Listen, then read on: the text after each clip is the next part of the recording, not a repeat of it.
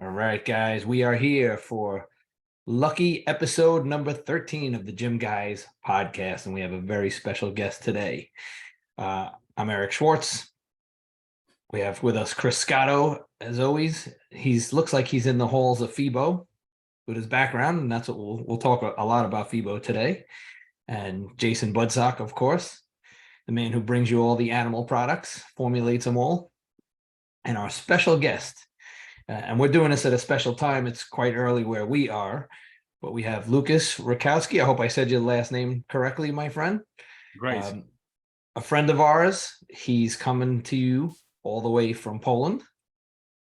He works for one of the largest distributors in Poland called Prometheus. Actually, in the EU, right? You guys cover the whole EU? Yeah. The company is located in Holland, so Netherlands. It's close to a German border in the city called Emmen, but I'm a sales manager that represents the company from the German border to the east. So basically, the Polish market as well as Baltics, Slovakia, Slovenia. These markets are covered by me personally. Very cool. So we're definitely going to ask you some questions about that in the European market and how it's different than in the US. Lukasz is a supplement enthusiast, been on many a podcast. I know he loves talking about supplements and the industry. He's famous for doing like 60,000 steps a day. We're going to ask him about that too, which is kind of crazy to my brain to even think about that. But so Lukasz, tell us, like, how did you get into the supplement business? How did you get hooked up with Prometheus, and how'd you get into the industry? So my story is not very complicated, but at the same time, it's a bit complicated. So when I started my journey, I was very into basketball. So that was my first passion. I was playing through college and university. And from there, I was, evolving and trying to, get more information about healthy lifestyle, those kind of things. And that's how, I turned into supplement industry. So basically, I was reading more stuff. First, I was reading forums.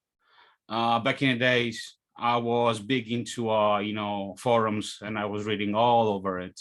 In Poland, we had like plenty of bigger forums that you could like interact with people, and, chit chat about everything from diet to training to supplement regimes and so on. So including drugs as well, but we're not gonna get into this. Right. So forums were big back in the days. Of course, magazines as well, but I didn't have that much money, to spend on magazines. So I was more into like, trying to get my education through other people, which was like, forums, and after some time, I was trying to like get into other like countries, try to find out more about other, companies, not only in Poland that are based in Poland and Europe, but also outside, And one of the companies that took my attention was Athletic Extreme. I don't know if you're familiar with the brand. I've heard the name from being at FIBO, but yeah, I don't know a lot about them. So they were big back in the days in US. They had some pretty good SKUs, including the Super Size, Lean Extreme, those kind of things. And I reached out one day to one of the reps in US, and we started to chat. And from there, they decided to like, take me on board. And basically, I was, at first, I was not like a sales rep, but more like a representative. I was trying, to lure more people to their site, or just like represent them here in Europe. But I didn't know that Prometheus was selling their products here in Europe. So they were their exclusive partner, their exclusive distributor, for Athletic Extreme in Europe. And one day, the Athletic Extreme, big boss messaged me and said, Lucas, we really like your job, so maybe we can expand our cooperation. And I told them about that I'm not only working for some guys on forums, but also I have other connections. So they told me that we can do a section on one of the biggest forums in Poland, which is called KFD. And I will, write articles, and, represent the brand that way.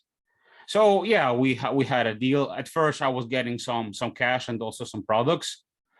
And after some time, the Prometheus boss, which is my CEO right now, messaged me, and he said that, hey man, I've noticed that the sales are going up, and the attention of the brand is also increasing. So that was pretty cool. And I don't know what you are doing, but keep doing your job. And that's how I get in touch with Lars, who is the CEO of the Prometheus. And he told me, okay, Lucas, so maybe we can do something together. And at first I was just like trying to represent the company, aka at first it was Athletic Extreme, but Right. from there it grew to Prometheus. So they offered you a full-time position with Prometheus. Yeah, after like 2 years, I get a position and a full contract at the Very company. cool.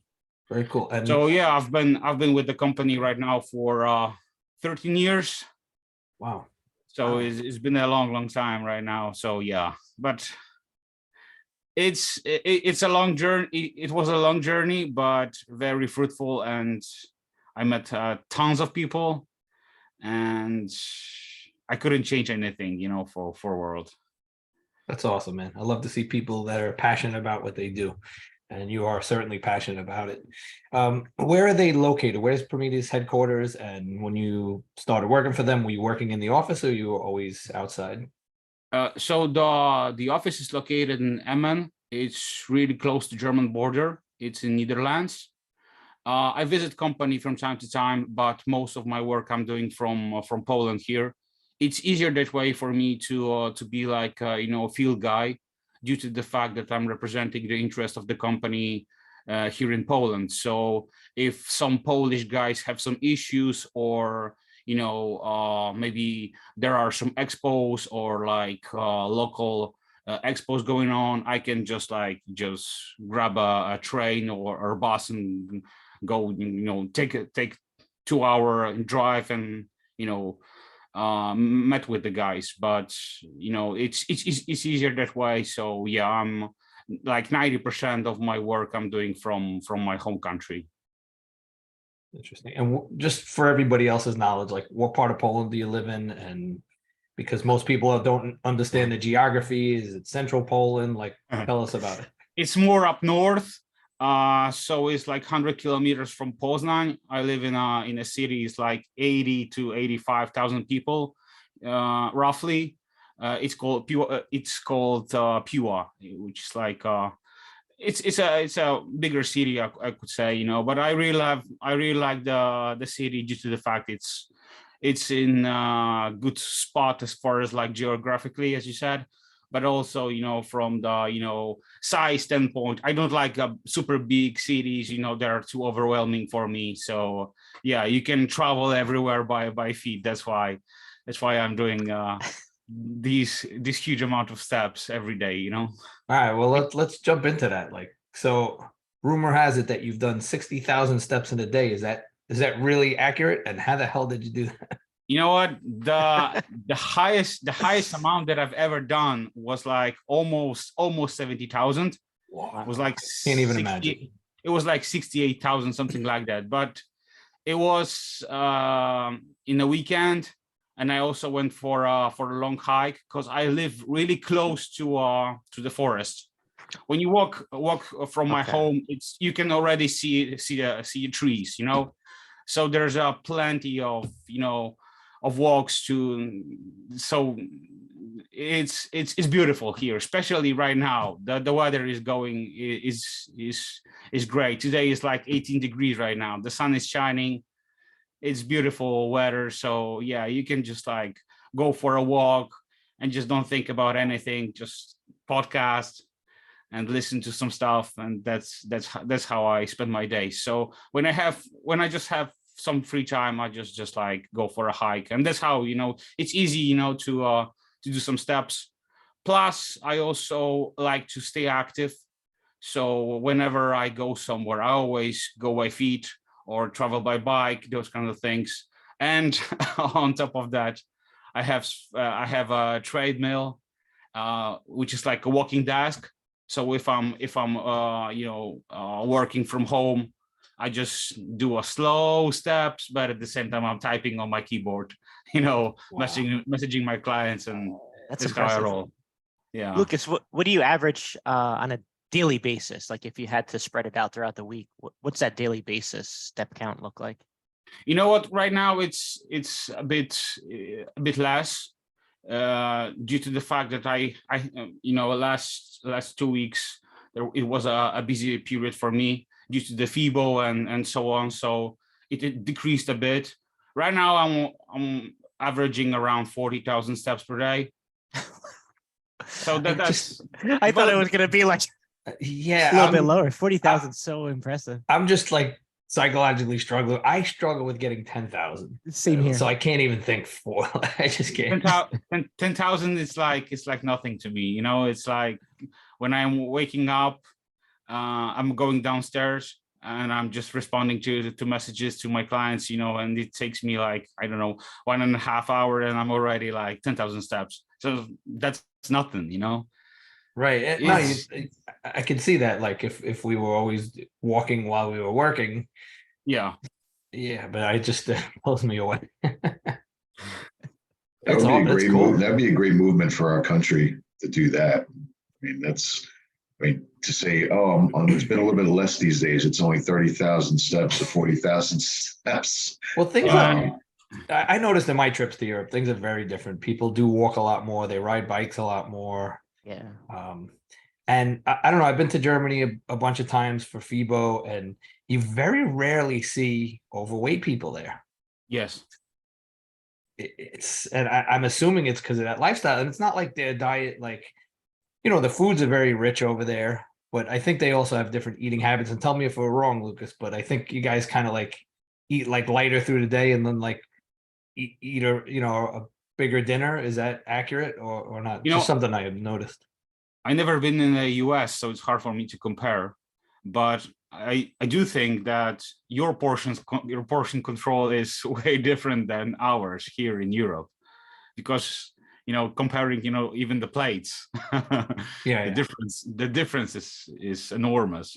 So yeah. And also here people, if they're eating some kind of like treat, it's really small. It may be compact and it's dense in calories, but it's not that big.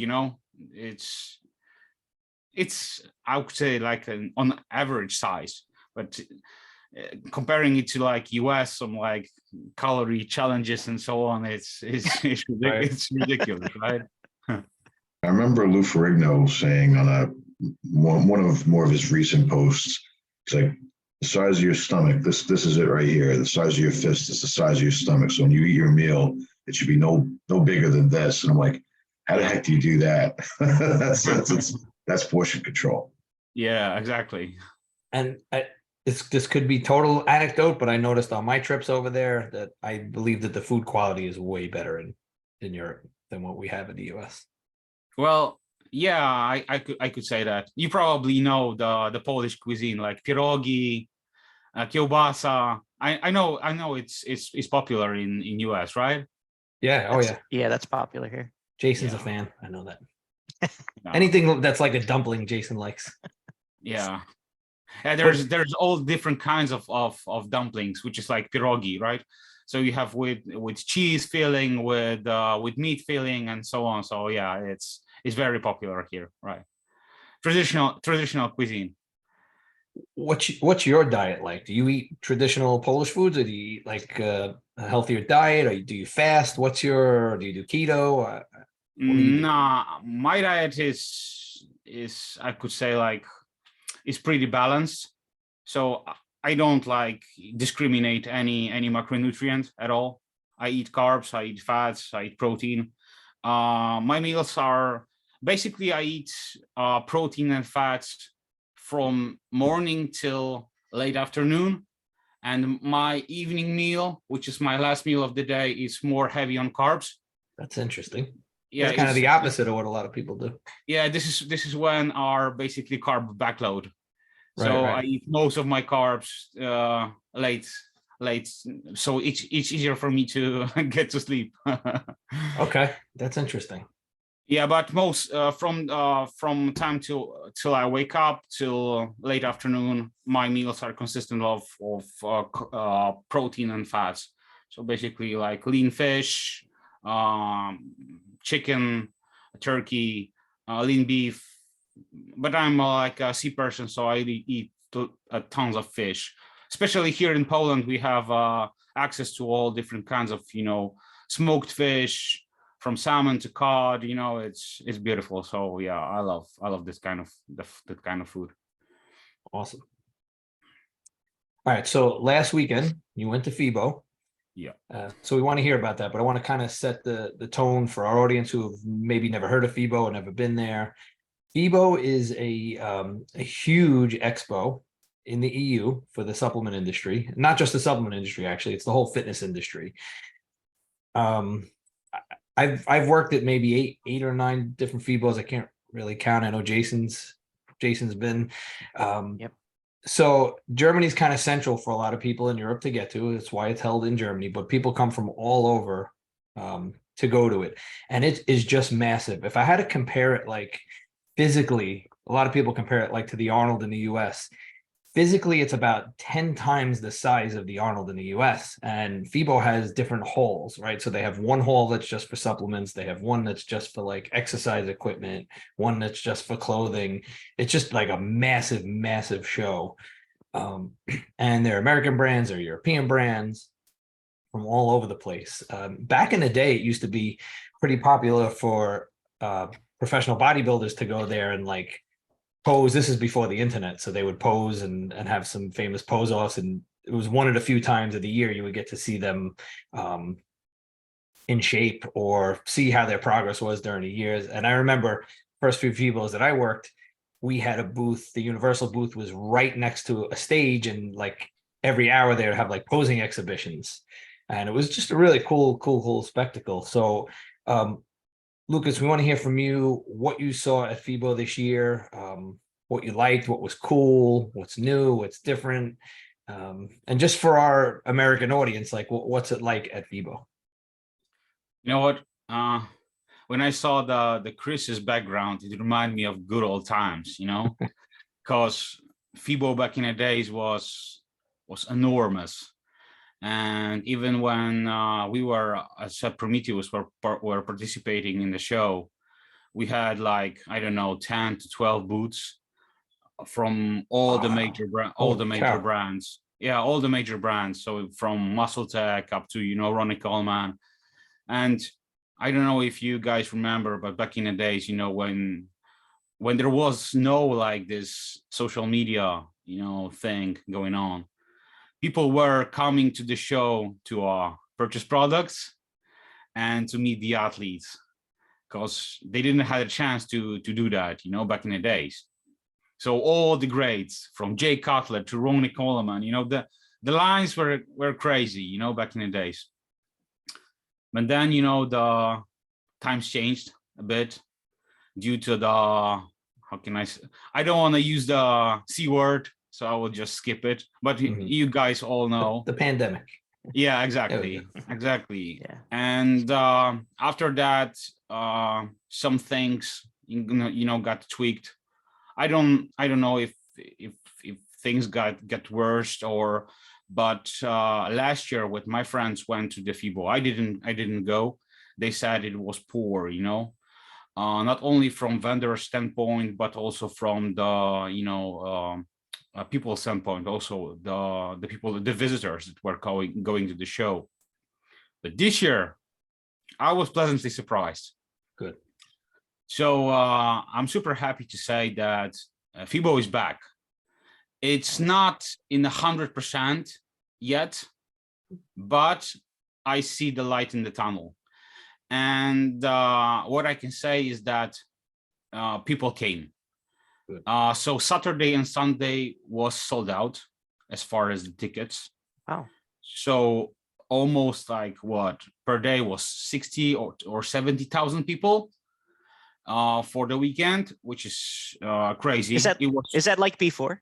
Is that about the same crowd as yes, before? it was pretty much same crowd, because back in the days when you had like almost 80,000 people that had to, you know, to block the entrance, so they couldn't like sell more tickets, you know, just because Okay. due to the capacity, you know. But now, you know, they decided to sell less, but, you know, limit. But at the same time, they had this big amount, you know, of people. So 60,000, I think it's a good amount, right? For one Yeah, day. So yeah. for 2 days, Yeah. 120,000 people. That's pretty good amount of tickets to get sold, you know. So that's cool, you know, to see. So from the traffic standpoint, it was good. From the business standpoint, because I was visiting the FIBO from Thursday up to Saturday, it was very good. So I've met plenty of my clients, and, you know, had some good business deals. When I get back, I received some pretty good orders, which I'm super pumped about, you know. Awesome. Yeah, and also met few new clients, which is also good, you know. The only downfall, I think, is that there wasn't enough vendors. So if I could say, you know, I think that, you know, that brands are still you know, scared maybe a Yeah, bit. I think they're cautious, especially if you're an American brand.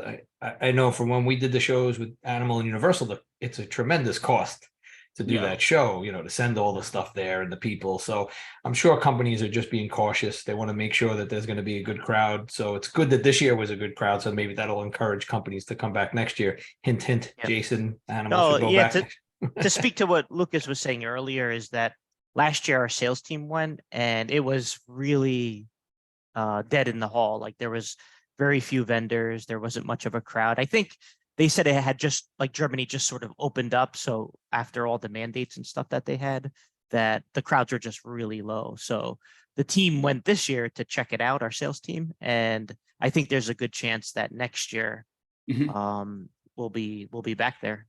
So I think a lot of brands may be similar to us in the US, where they want to kind They of were get a feel cautious. for how FIBO, see how FIBO is this year, and then make the decision for next year based on Yeah, I met technical some guys. I met some guys from US.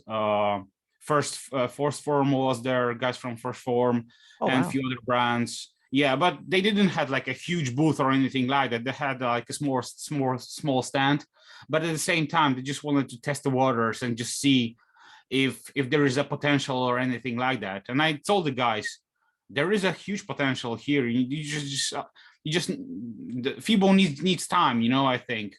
And you know, due to the pandemic, you know, it's a tough road, but I think that, like I said, you know, there's a light in the tunnel, and, you know, I see a big potential in growing this event, you know, to the same spot as it was, you know, back in the days. Cool. What, Lucas, what brands stood out to you at FIBO? Were there any that you know, really caught your eye with, maybe it was a presentation or what their products, the event they Bro, were having at their booth? It's funny to say, but Marcus Rule is Really? still, yeah, he has a huge following. He is like a legend in Germany, you know. The line to his booth was just insane. Oh. It Does was he have just his like, own? Does he have his own supplement company? Is that what it is? yes, yeah. Okay. He has. You Ah. can check it. You can check it on Stack. I think that Shane already like He posted it. Okay. posted about his product a few times, and he has this crazy look to his stuffs and so on. A pretty funny with the humor. So I think that's why, you know, people are like into his brand and so on, you know. But you still could see Marcus is in a pretty good size, you know, still. He was so massive. I remember I went to the Night of Champions in New York the year he won, and oh my God, massive. The crowd loved him. Like you said, very popular guy. He was a That's freak, good. right? Oh my God, biggest Yeah. shoulders you've ever seen. Yeah, crazy. He was crazy. Mr. Olympia that year. No doubt about it. He would have been Mr. Olympia that year from that show. Oh, damn. That was how good he was. And there's a lot of footage out there of what Eric's describing. It was, I don't know. I don't think I've ever seen anything since of that. And the crowd honestly. loved him in New York. They were just screaming "rule" the whole time. Like it was a fun show. Yeah, So, that's yeah. great. Yeah, from brands that I saw. Well, I'm happy that the Germans participated in the event, because last year not many even local brands didn't take a part in FIBO. So that tells you something, So Yeah. this year you could see the presence of many brands. Also, Rain was there, Applied Nutrition, so guys from UK were there, Naughty Boy Lifestyle, which is our partner. Yeah, you was said you like their booth the best. Is that right? Bro, it was the best booth on the event. They had all detailed up, so from cameras to cages, to pull-up bars that were in the cages, chain cuffs, all. Yeah, very consistent branding on Yes. their part. Yes, yes. And what's good about them is they are like bumping products from left to right, and they're like keeping the consistency going. So that's good to see, from them, Where are they from? UK. UK. Okay, interesting. Brand- Do they sell brand- their products in the US? I think they have few shops that are importing products, but you would have to double check me on that. Okay. What about other American brands? What did you see there? Well, as I mentioned, the first firm was there. Canadian brand, of course, Mutant was there. Cool. So I met with George? Jim. And, Was George there? Good yeah, guy. of course. Oh, and I know George, Sean Clarita was there, right? I saw you with Sean. Oh, yeah. Sean, Ron was there. Andrea Shaw was there. Yeah, Andrea Shaw. Yeah. Also, Sean Ray too, right? I think Sean Ray was there. He was actually doing interviews with Marcus Rule, actually. Yeah. He was there as well. He didn't get beat up at FIBO. No. I think he had. I think he had the security or something. Oh my God, he had security. Lucas, this is where we had the controversy to our podcast. Bro, Yeah, I'm all about that. Yes. I would be the first to film it up if he would be get You should have done like Chad would be great. Nicholson and film it. Oh my God. Well, Kai Green was there, which I was pleasantly surprised. So was he there for Redcon? What was he doing there? He was for the Rain. Oh, for Rain. Okay. Oh. Yeah, energy drink. Jay was invited by FIBO, same as Derek Lansford. Ulysses and Brandon Curry was with SciTech and Biotech. Okay. So they were representing the. Cool. They had like one of the biggest booths, I think. They were not selling products, but they were just like getting out there. And basically, many local brands and also brands from India, China. Interesting. Yeah, they're trying to to migrate here to Europe just to gain some business, and plenty of apparel, clothing, those kinds of things. What about Olymp? Was Olymp there? Olymp, they had like a small booth, but it wasn't like anything. Because they used to have some huge booths there. Yes. Yeah. So what's interesting is the first couple of years I was with Universal, and I'm trying to remember the year. It might have been 2008, 2009, my first FIBO, and we had a decent sized Universal booth, and Olymp was next to us, and Olymp was not as popular, right? They were not as popular. You know what's interesting? they used to have porn stars at their booth to draw attention. Yeah. They've come a long way. You know, Olymp for US guys, well, I'm hearing, you know, this opinion that, you know, this feedback that Olymp is not popular. Bro, it's probably one of the biggest brands here in Europe. And they got some crazy laboratory, you know, technology and so on, because they are not only manufacturing supplements, they are also producing pharmacies. Oh, okay. That's interesting. Wow. So if you will go to their facility in Poland, you will be mind blown. They got like robotic hands, you know, that they're like just like packing everything. It's just crazy. Yeah, Wow. it's insane. So yeah. So don't neglect Olymp, you know. Do you Yeah, see no, more of that? Do you see more of that, Lucas? With, you know, I know with Raw and Revive, you know, Dominic, who owns the brand, I think he infuses a lot of what he's done pharmaceutically. Mhm. And then you hear, I think, from Joe with Project AD coming soon, and he's going to be doing something pharmaceutically at a pharmaceutical level. And it seems like a few brands now are trying to tap into that. Hey, it doesn't have to be all about sports nutrition supplements. I can make better pharmaceutical grade products and go that route as well.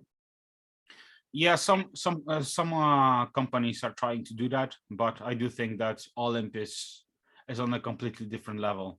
Because if you go to I don't know, in a local store here, you will always find Olymp product, no matter what.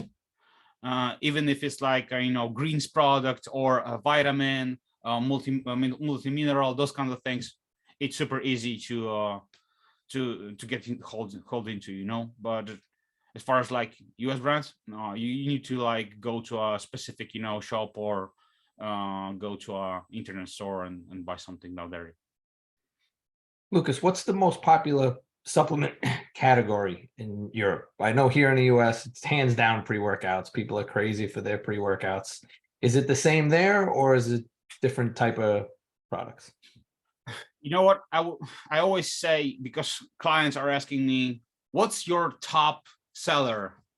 And it's hard to say, you know, because every region has its own specific needs. Even every, you know, I could even like tell you that in my country, every county has its own specific, you know, preferences.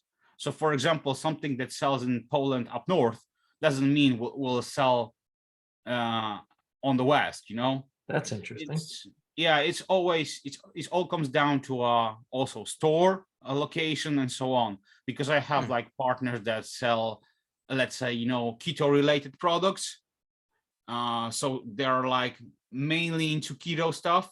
There are also stores that are like paleo stuff, you know, so they're like into this kind of products. Yeah. And you also have like general, you know, supplement stores, so they take like protein powders, basically everything, you know. As far as like categories, I know, like I've heard that the CBD was on a high end on in US, right? Yeah, so it's definitely gaining more popularity. Yeah. So In it's Europe- still regulatory issues though. Yes. In Europe, Prevented not from. in Europe, not that much. It was a bit hype for a while, but it's gone now. Interesting. People don't care. That's They I go think interesting. they have I think you guys have a better lifestyle there. You're probably not as stressed out as we are, and maybe not have the need for CBD as much as everyone thinks they do over here. I mean, I think that could be a factor. Or you can travel to Netherlands to Get the real for stuff. Get the real stuff, yeah. Oh yeah, definitely stand corrected on that. Yeah. Is that so? Is marijuana, is that obviously legal in the Netherlands? Is it illegal where you are? Or is Yeah. it legal? In Poland it's illegal. Yeah. Illegal. Yeah. Okay. You can't smoke it, but you know how it goes. You can here now. I mean, that just recently they made it legal in New York and New Jersey, you know, for recreational, and you could tell the difference as you walk around Manhattan. Like you could smell it, like everybody's doing. Yeah, You can that's smell the great. difference in the gym. It's horrible.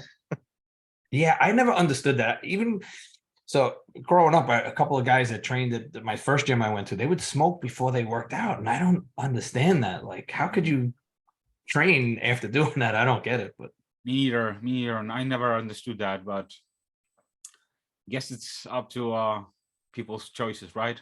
yeah.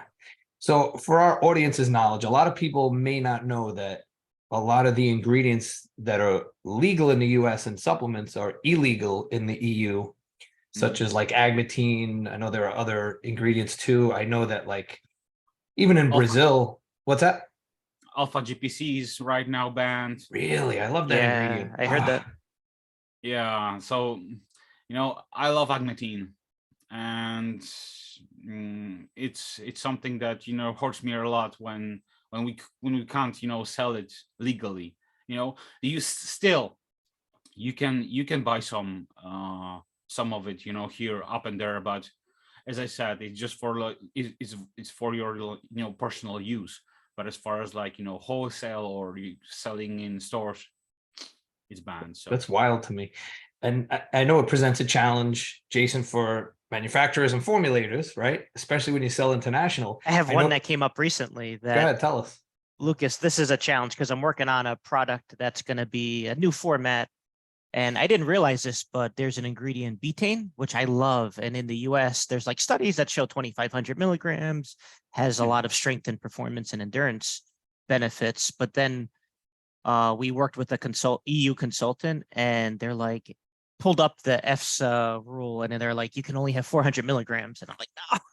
So is that something, betaine? Is that one that I know there's maybe some gray area, but is that 400 milligram like dose? Is that like something you guys follow? yes, but at the same time, you can make a small tweak and pass the regulation. What's the small? Is it HCl? What's the secret? No, No? you just need to change the name. That's basically it. Oh, So instead of using the betaine, you can use beetroot extract. oh, interesting. All right. Yeah. Let me. Write that down, Jason. If that's write it down. if this is legit, this will really help me. I have to make sure. I guess it has to be from a beetroot source to Of show course. that that's the starting Yeah. point. So I Yes. just have to make sure that we're using Yes. not synthetic and that it's actually from beetroot. Yes. All right, that's a good Yeah. one. Ah. Yeah, You like- didn't hear that for me. Get Lucas on the team, Jay. Get him on the Yeah, formulation he's team. gonna help us formulate and pass EU regs. I know. Jay, like, I'm always happy to help. So if you need any assistance, just shoot me a message. You got appreciate my that. contact, so you can always just get in touch with me. Awesome. I know in Brazil you can't have more than 60 milligrams of vitamin C in a product, which is crazy. Brazil is Right. insane. Anvisa is crazy down there. Brazil is super highly regulated. I think Yeah. it's probably more regulated than Europe and Australia. Well, combined. Australia is pretty strict, Yes. right? I remember a time where we couldn't get Animal Pack into Australia because they were very strict about tablet products. Like powders you could get in, but tablets were hard. Yes. Mhm. Yeah. And I don't know if it's changed, but at the time you couldn't have proprietary blends in Brazil. I'm sorry, in Australia. Sorry, Australia. Because they are treating tablets as like a pharmacy. It's more like a on the medical side than on the supplement side. So that complicates everything for them. That's why most of their products needs to be like in a powder form, right? Yeah. It's interesting. And like, I know, Jay, for Animal Pack, there are a couple of different versions of Animal Pack because you had to adjust it for each country.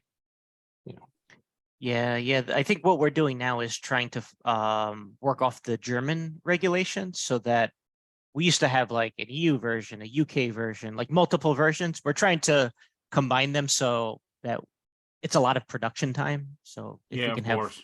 if we can have the best possible like EU version that follows the combination of like strictest regulations and still have efficacious dosages, that's kind of where we're leaning I'm towards. sure it's complicated, for you guys to make a one formula that will be compliant for all countries in not only for EU but also in UK. I know it's Super hard. Yeah. Yeah. And And UK's got also, their own regulations with like dairy products, right? If you have want to sell whey protein, you have to have a certain dairy certificate. Is that accurate? Like milk yeah, certificate or exactly. something. Yeah. Yeah, exactly. Yeah. Yeah, so I don't think Tough. the average consumer realizes how much goes into formulating for these different markets. It's also hard to explain to US companies sometimes that it's not that easy also, because here in EU we also have a different preferences slash demand, right? Mhm. So if you don't have any presence or people don't know you, you're not gonna buy your product. They don't care. I will give you a great example, and maybe I will ruffle some feathers, but Ghost, it's very popular in US, right? And people know the brand very well. It's respected brand. People love their products, and the hype is, of course, follows the owners and so on. But here, it's not that popular, man. And the SKUs are basically lying on the shelves. So And interesting.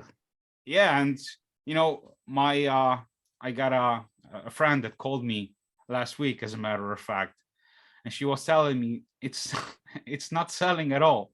So she had to sell them, cost price basically. Wow. I was like, damn. I wonder if it's just a matter of them, putting more effort into marketing to Europe. Maybe That's that's it. that's one that's Yeah. one thing. I think that's one thing, because their main focus is on US market, and they're not trying to. I think they're not trying to expand to other regions. So that's the one standpoint. The other standpoint is also, if you're importing stuff like Ghost from US to Europe, you need to take into consideration many things like taxes, import fees, those kind of Mhm. things. So the price is going up, up, up, up, up, up, up, up, up. So the end price customer is just ridiculous. So sometimes, let's say, if you have a choice to buy Olymp whey protein or Ghost, the only difference may be flavor, because Yeah. I don't think that the quality Right. is They're probably similar in quality. is differs that much. Because I went to a Olymp facility and I saw what they're doing with their stuff, and it's legit. And also, we have these third-party testing sites, so they are like purchasing products from the stores or retailers, blah blah blah, and they are sending it to third-party testing laboratories, and they are doing the lab tests on the amino acids profiles and so on, and they're publishing them on their blogs or websites, so consumers can see which brand is legit and which brand is scamming. And that's how many companies got caught. Wow. That's Yeah, interesting. yeah, that's cool. That's cool to see. I'm happy, Yeah. to see that many consumers has the opportunities to see these. Yeah. And Much better for the consumer. I agree. yes, yeah. Lucas, I have two category questions that the team, when they came back from FIBO, they mentioned to me. In the US, energy drinks and hydration are huge, like really big markets. But they said they didn't see that many companies with hydration products. And other than Rain, I don't know if there were many energy drinks, but how are those two categories, hydration and energy drinks, doing for you guys? Uh, Energy drinks were a big push for us when the pandemic arrived, basically. Okay. So we energy drinks helped us a lot to survive. I'm not gonna lie, the pandemic was a hard time for everyone, including us. Mhm. So we had to change our offer and basically, evolved with times. So something like protein wasn't selling at all. So we had to try to convince our consumers to buy something else. So we basically changed to like protein goods, so protein treats, from protein cookies, bars, those kind of Okay. things. these SKUs were selling through these times, and also energy drinks. At FIBO, there was Rain, energy, and Applied had their Abe energy drink, which is really popular with us, and this SKU sells very good. Okay. So yeah, energy drinks are doing very well. Of course, Monster is up there. Is the It's okay. probably one of our best selling SKUs as far as the energy drinks. We're selling lots of Monster, but I also can say that, you know, Applied Nutrition Ape is selling very good because it's European. That's why, you know, it's the availability is big. You know, that's why, you know, it's easier for us to get a good amount of it and sell it straight away, you know, to the consumer. As far as the hydration, yes, I can see the growing trend in this field. It's right now it's hard to say, you know, because it's just like a short time period, but I can say I can see potential, you know. I also noticed that the US market is crazy as far as the Yes. hydration, right? Everybody's Yes. coming out with a product. Yeah. Yeah. Yeah. From I have noticed from X and Sludge to very popular is what's the name of the every podcast is right now marketing it. Damn, I'm missing the name. LMNT. Oh yeah. Oh yeah, yeah. That one. Oh. They sponsor. There's a lot of influencers Yeah, that they Yeah, in the US sponsor. it's huge. Yeah. But you're not seeing it in the EU yet? Not yet. LMNT and those? Not yet. But it's a matter of time, probably, that someone will try to, you know, reinvent the wheel and come up with something. But so far the companies are trying to add, you know, the hydration aspect to their products. So you can see it in basically in endurance type of a product, right? Yes. Lucas, as far as the energy drinks, is there a restriction on the amount of caffeine for the EU? Not that I'm aware of. No. Cool. No, but you know, I think that the good spot is like 200 milligrams. I Me think. too, but it seems like consumers like more. I like 200. I think it's a sweet spot, but Yeah. Yeah, that's a sweet spot even for me, because my caffeine consumption per day is on the stupid levels. so I've How heard much that are you too. taking? Yeah, what do you how I much get are all you those taking? steps. And Average is like 1.5 grams. whoa. Oh my gosh. Obviously that's spread out, but is that coffee? Yeah, Is that- it of energy course, drink? Yeah, how do you that- get that? Which yeah, products that's- and Yeah, and that's how? spread out. Yeah, That's spread out wild. throughout- Oh my- Yeah, that's spread out throughout the day. That's the average, you know. Is it coffee? Is it pre-workout? Is it where's it come from? Everything, because I love coffee. I love coffee in the morning. Black coffee, just like my blood, needs to be black. And also energy drinks. Yeah, I like from time to time to drink like a Monster or something like that. Yeah. Do you sleep? How do you sleep with all? Yeah, that's the thing with me, you know. I think I'm a fast caffeine metabolizer, because I don't have any problems with sleeping. Yeah, You know? it's that's highly huge. individual. That's I can't take any after like 3 o'clock. I don't know. Same I here. can't sleep. So my schedule is that I'm waking up at 5 in the morning every day, and I go to bed at around 8:30, 9 p.m. That's Me and you are on the same. We're on the I was same just gonna schedule. say that's like buddy. Eric. Yeah. 9 That's o'clock. my- You can't get me after 9 o'clock. Yeah, that's just Grandpa Lucas. You know, that's just me. This is just how I roll. Hey, by the I way, they don't- say it's very good for health though to be on that schedule, and if as long as you do it consistently, yeah. I'm staying productive that way, you know. Plus, you know, I when I wake up early, I just feel better, you know. Plus, I go downstairs, do my steps at the same time. I'm just like trying to catch up with my work and so on. So at 8, I already got like more than 10,000 steps done. Right. Wow. Most of my work is also finished. So when everyone is waking up, I'm just like 90% Right. done with my work. And there's everything. less distractions that early. That's what I like about it. Like, you know, you Exactly. can get to work Exactly. without the phone ringing or emails coming in and stuff. Yes, plus we can also, catch up with people from all around the world because they're on a different time zone than Right. you are. Mhm. Right. That's right. You guys are 6 hours ahead. Is that right?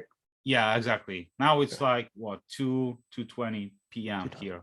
Gotcha. Yeah. All right. I'm going to ask you maybe a tough question because obviously you work for a company that represents many brands, but I want to know, like, what are your personal favorite brands that you like? And it doesn't have to be a brand that you sell. Like, what brands do you like? I'm curious. I'm not biased. We got in our portfolio plenty of brands, and I can honestly tell you that some brands I don't like, and some brands I do like. From the OGs, I still do like a Muscle Tech. I still like Optimum Nutrition, Gold Standard Whey. Yeah. Solid. Yeah, which is solid. I love Universal. Don't say that just because Jay's on. No, You don't I'm not. have I'm not saying that. No, No, I know you do. That's how we met. We met at FIBO. You came to the animal booth. I know. Yes. You can see a cup. I have my animal mug. I don't know if you can do the stupid background. my favorite one here. So Awesome. besides, what else? Besides that, from the new brands, well, I really like Inspired. So I really like what Chris Waldron has done to the brand. Apollo Nutrition, I really admire Robic's work.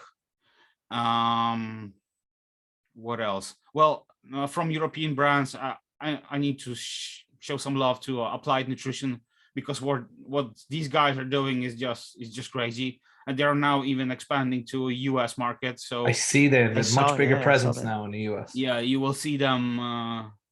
You will see them for sure, and I do think that they have a huge potential, in gaining more traction and more exposure in your region. Well, Naughty Boy, these are my guys, so I gotta give them also shout out. What else?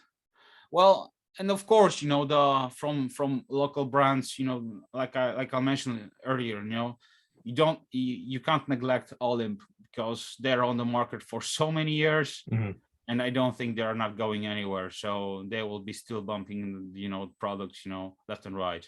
Okay. What about, and you don't have to name a specific brand, but I'd like to know what personal supplements that you take. Like, Bro, what's in your regimen? I know you try a lot of different things, but what are your staples like that you take? I don't know how much time you got, but the list. Well, we have about 6 minutes left. Bro, the list is crazy. It's ridiculous. I take a lot of stuff, so I'm not gonna lie. The list is big. From Are you like Guy Sister Nino, like with the toolbox of like all the? bro, all I can show you. It's just like that. Nice. Oh, wow. See, that's what I thought. Wow.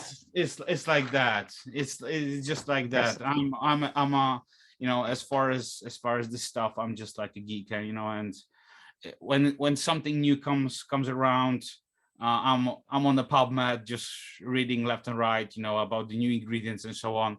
I'm also trying to publish stuff, and I remember when the pandemic was on the full force, I was trying to convince people to take vitamin D, vitamin C, quercetin.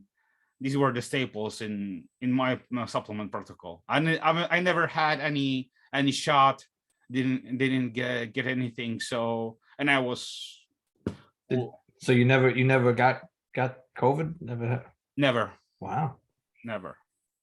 Never had any problems with my health, nothing like that. So yeah, I can say that I'm 100% sure that this helped me, with passing through it, including I can also say that well, I'm 99% sure that supplements helped also my mom in her battle with cancer. Yeah. So for people that don't know, Lucas's mom did have contract cancer, and she's clear and free now, or? Yeah, she's 100%, 100% healthy and clear. Yeah, which is just fantastic, and I'm super happy, I'm super proud of her, and she was very positive, and she was staying super energized throughout her chemos and so on. So I saw her when she was bald, just like me, and she passed through all of it. So yeah. That's awesome, man. Very good to hear that. What did you recommend to her, Lucas? I mean, that's a powerful message and often a not so respected message from the medical field. What did you have her take to have her recover and recuperate? I would say at first, it all comes down to mindset.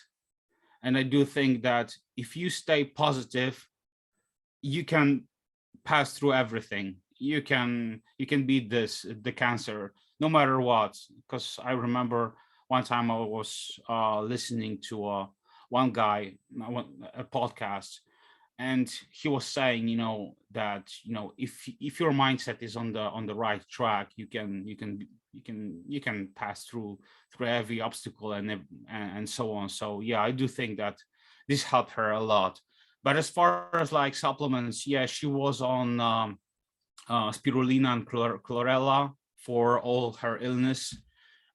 She was taking bigger amounts of vitamin C, vitamin D. What else? And she was taking a lot of omega-3 fatty acids. That was on her main protocol. Yeah. Interesting. Good. Well, I'm glad she's passed it, man. Yeah, That's thank really God. awesome. Yeah, I need to share with you some pictures of her so you could see the difference, because we took a picture when she was just like me right now, and now she has like full head of hair. So that's just crazy, to see. How old is your mom? She's almost 66. Okay. And how old are you? I'm 38. Oh, you were 28. Okay. That's pretty good. Your supplements are working, my man. Eric, we're getting older, man. It sucks. Maybe you. Actually, it's my birthday next weekend. So Ooh, Oh, yeah. See that? See how he sneaks that in there? gotta have a big birthday bash for her. Yeah, man. All right. So we do have to wrap it up, though. We're hitting just about time, but this was really awesome and educational. And we appreciate having you on, Lucas, man. and I'm super happy and thankful for having me on the show. And I really want to say I'm really honored, to be on the show, because I was sharing all the previous episodes on my Facebook. We greatly Yeah, thank you for appreciate doing that. Yeah, Greatly really, appreciate really it. appreciate that. And I saw the list of guests that you had on, like from Robic to Scott, and I was like, and these guys want me in. Yeah, man. So yeah, I'm very grateful and honored, and yeah, blessed to. Cool. You're going to be our official European representative of the Gym Guys podcast. Yeah. Love that. Awesome. I really appreciate all the insight. Great stories, and just you got a great attitude. You could just tell. And I don't know how I'm gonna, or any of us are gonna try to achieve even half your steps per day, but we'll try. We're gonna have we'll make it a show special. The Lucas. Yeah, we'll have a challenge. You can do it. You can do it, man. You can do it, man. I believe in you. Thank you. All right, guys. Well, that wraps it up for lucky episode number 13. Yes. Yeah, so honored to have you, Lucas. Thank you for your time and all you sharing all your experiences. We love it, and hopefully we can do it again. Do some more. I'm sure there's more. Pleasure is all mine. Anytime. Definitely. We'll have to have a check-in with our EU representative, Lucas. Yes. Definitely. Thank you. Thank everyone for tuning in. Gym Guys Pod. Check us out on YouTube as well. Episode 13 featuring Lucas. Check it out. You get to learn a lot more about supplements and the history and FIBO and more. So thank you again, everyone. See you next time.